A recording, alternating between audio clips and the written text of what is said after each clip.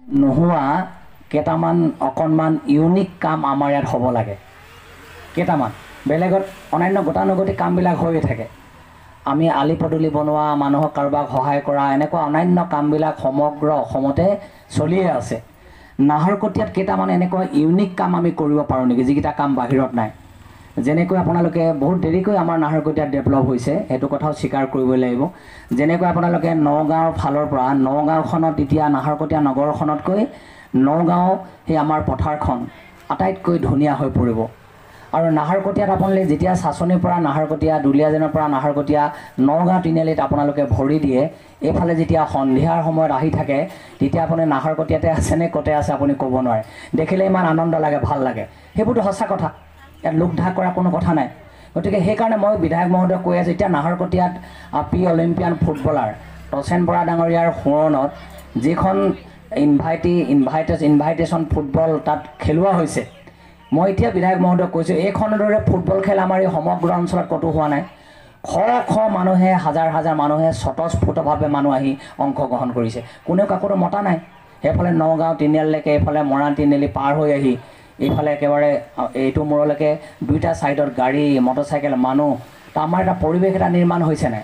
আৰু সেইকাৰণে সমগ্ৰ নাহৰকটীয়া অঞ্চলত আৰু এই ডিজিটেল লাইব্ৰেৰীটোৱে, ডিজিটেল লাইব্ৰেৰী আপোনালোকে সকলোৱে জানে যে আমাৰ বলিমৰা থান যে টুৰিজিম প্ৰজেক্ট এটা, ছ'চাইটি ফৰ বলিমৰা থান কুণ্ড পৰ্যটন এটা যে ছ'চাইটি এখন যে খোলা হৈছে, ইয়াৰ লগত নাহৰকটীয়া মহাবিদ্যালয়, টিংখাং মহাবিদ্যালয়, দুলীয়াজান মহাবিদ্যালয়, নামৰূপ মহাবিদ্যালয়ৰ বুৰঞ্জী বিভাগসমূহক তেখেতসকলে সংযোগ কৰি লৈছে। আপোনালোকে যিসকলে অকণমান আগত ইয়াত বহি আছিল, আপোনালোকে ভাবিছিলেনে যে গ্ৰাম্য পৰ্যটনৰ ইমানবিলাক নাহৰকটীয়া সমগ্ৰ অঞ্চলত সম্ভাৱনা আছে, তাৰ মাত্ৰ এটা অংশ আমাৰ কৃষ্ণই চন, তাৰিখ, বাৰ, ঠাই, ইয়াৰ গুৰুত্ব বিষয়ে সলসলীয়াকৈ কৈ গৈছে। যে নামৰূপৰ পৰা গোলাঘাটলৈকে আৰম্ভ হোৱা ধোদৰ আলিটো কিমান কিলোমিটাৰ আছে সেইটো মই নাজানো, 210 কিলোমিটাৰ আছে বুলি ইতিমধ্যে আমাৰ হেৰিয়ে ক'লে, কৃষ্ণই ক'লে। তাৰমানে আমি অধ্যয়ন নকৰাকৈ কিমান বস্তু পৰি আছে। সমগ্ৰ ভাৰত চৰকাৰে আৰু অসম চৰকাৰে এটা কথা আটাইতকৈ গুৰুত্বপূৰ্ণভাৱে মন দিব, ভাৰত চৰকাৰ আৰু অসম চৰকাৰে পৰ্যটন ক্ষেত্ৰখনক উত্তৰণ ঘটাবৰ কাৰণে ইমান গুৰুত্বপূৰ্ণ স্কিম লৈছে, তাক মানে আপোনালোকে অধ্যয়ন নকৰিলে, ইয়াৰ ইনফৰ্মেশ্যন কালেক্ট নকৰিলে আপুনি আৰু মই গম নাপাম।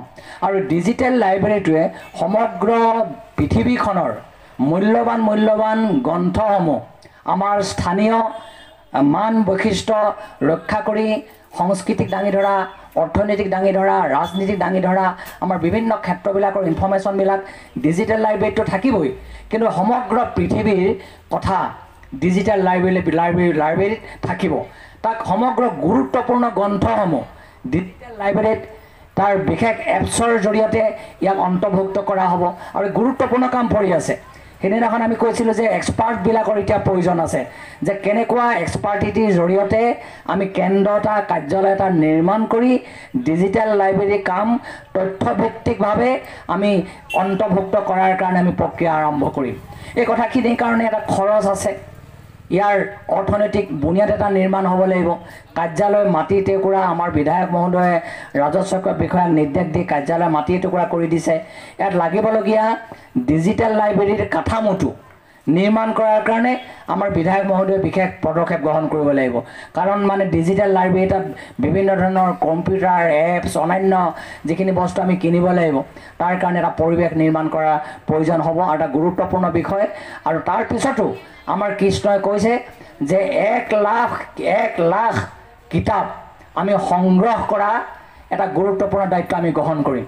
আৰু 1 লাখ কিতাপ অকল সংগ্ৰহ কৰিলেই নহ'ব, সেই কিতাপসমূহ আকৌ ডিজিটেল লাইব্ৰেৰীত ইয়াক আপুনি অন্তৰ্ভুক্ত কৰিব লাগিব, ইয়াক সোমোৱাব লাগিব। আপুনি বা মুখে কৈ দিলে এইটো ডিজিটেল লাইব্ৰেৰীত কিতাপখিনি নোসোমাইগৈ। গতিকে এই ধৰণৰ যিবিলাক এক্সপাৰ্টিটি আছে, তেওঁলোকক আমি নিৰ্বাচন কৰি, তেওঁলোকক প্ৰশিক্ষণ দি আনি আমাৰ ইয়াৰ নাহৰকটীয়া ল'ৰা ছোৱালীকে প্ৰশিক্ষণ দি যাতে আমি কামবিলাকত কৰিব পাৰোঁ, এটা গুৰুত্বপূৰ্ণ বিষয় হ'ব। তাৰ পৃথিৱীৰ য'তেই নাথাকক লাগিলে নাহৰকটীয়া ডিজিটেল লাইব্ৰেৰী আপুনি যদি বুদাম টিপে, ৱেবছাইট চায়, তেতিয়াহ'লে গম পাব যে নাহৰকটীয়া ডিজিটেল লাইব্ৰেৰীৰ পৰা আমি এইখন গ্ৰন্থ আমি পঢ়িব পাৰোঁ।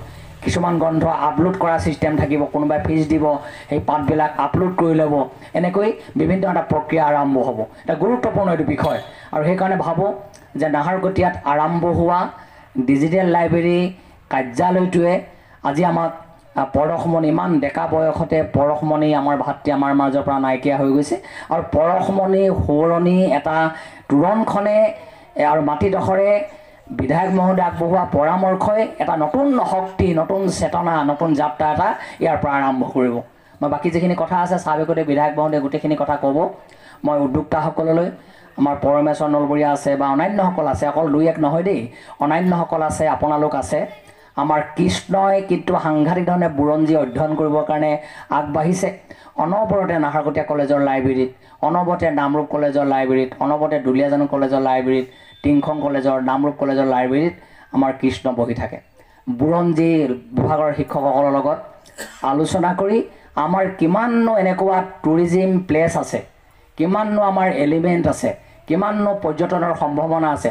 তাৰ এখন গ্ৰন্থ প্ৰকাশ কৰাৰ কাৰণে ইতিমধ্যে কাম আৰম্ভ হৈছে আৰু আপোনালোকৰ ওচৰত থকা ইনফৰ্মেশ্যনবিলাকো আপোনালোকে নাহৰকটীয়া কলেজৰ ডক্টৰ দীপাংকৰ গগৈ ডক্টৰ নীলম হাজৰিকা কৃষ্ণ হাজৰিকা বা পৰমেশ্বৰ নলবৰীয়া যিসকলে লাগি আছে সেইসকলক আপোনালোকে ইনফৰ্মেশ্যনবিলাক দিবৰ কাৰণে যত্ন কৰিব এতিয়া স্বাভাৱিকতে সমগ্ৰ নাহৰকটীয়াৰ গ্ৰাম্য টুৰিজিমৰ বিৰাট এখন মানচিত্ৰ এখন আমাৰ সন্মুখলৈ আহি দিব আপোনালোকে জানিছে যে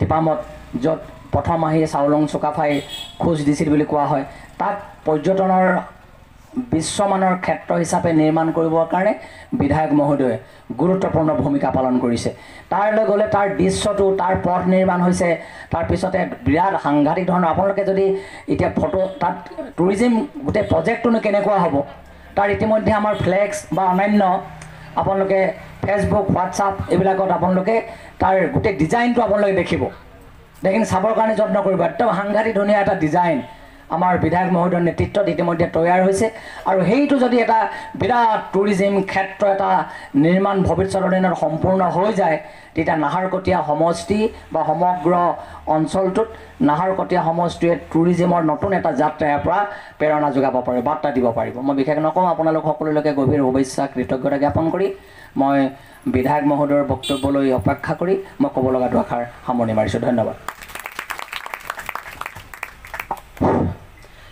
নাহৰকটীয়া মহাবিদ্যালয়ৰ শ্ৰদ্ধাৰ অধ্যক্ষ ডক্টৰ জ্যোতিপ্ৰসাদ কোঁৱৰ ছাৰলৈ আন্তৰিক ধন্যবাদ আৰু কৃতজ্ঞতা জ্ঞাপন কৰিছোঁ ইয়াৰ পিছতেই নাহৰকটীয়া বিধানসভা সমষ্টিৰ সন্মানীয় বিধায়ক শ্ৰীযুত তৰংগ গগৈ মহোদয়লৈ মাইক্ৰফোনটো আগবঢ়াইছোঁ বক্তব্য